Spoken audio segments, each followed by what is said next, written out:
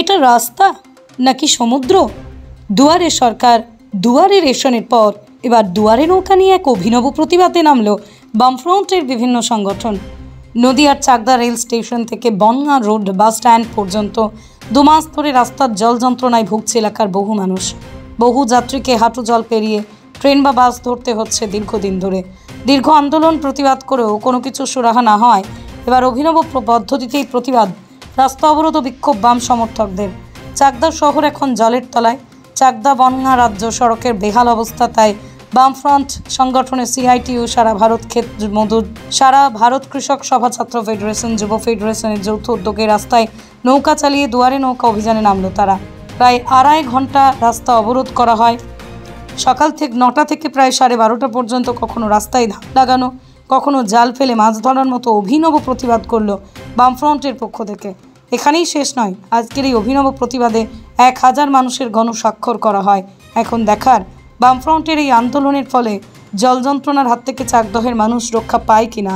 তো আমরা আজ 7 দিন যাব চাকদা ব্লক এবং চাকদা শহরের সমস্ত মানুষকে আমরা গণসংগ্রহের মাধ্যমে তাদের সমর্থন আদায় চেষ্টা করেছি এবং চাকদা বনগাঁ সড়কের দুধার দিয়ে যারা ব্যবসায়ী আছে তাদের সমর্থন আদায় করেছি।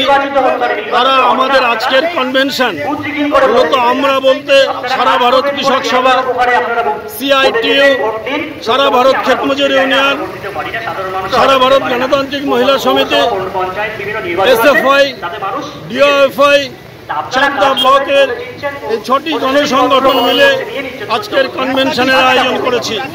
এই কনভেনশন সকাল 9টা থেকে বেলা 12টা পর্যন্ত চলবে।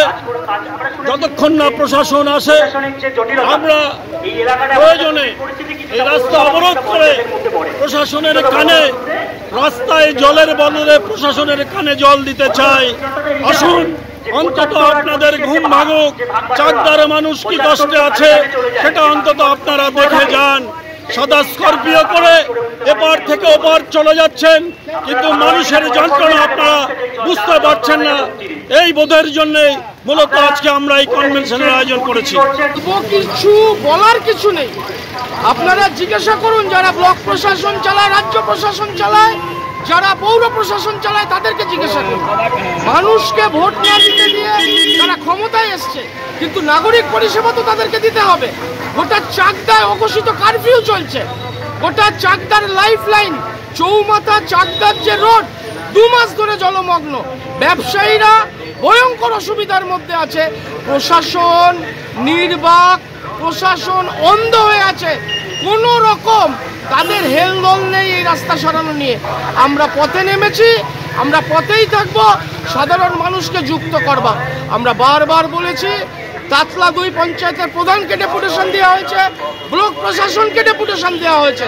নির্বাক আমরা বলছি সর্বদলীয় সভা করুন, ব্যবসায়ীদেরকে যুক্ত করুন, এখান থেকে সমস্যা থেকে বেরোনোর পথ খুঁজুন। এই হলো মূল ব্যাপার।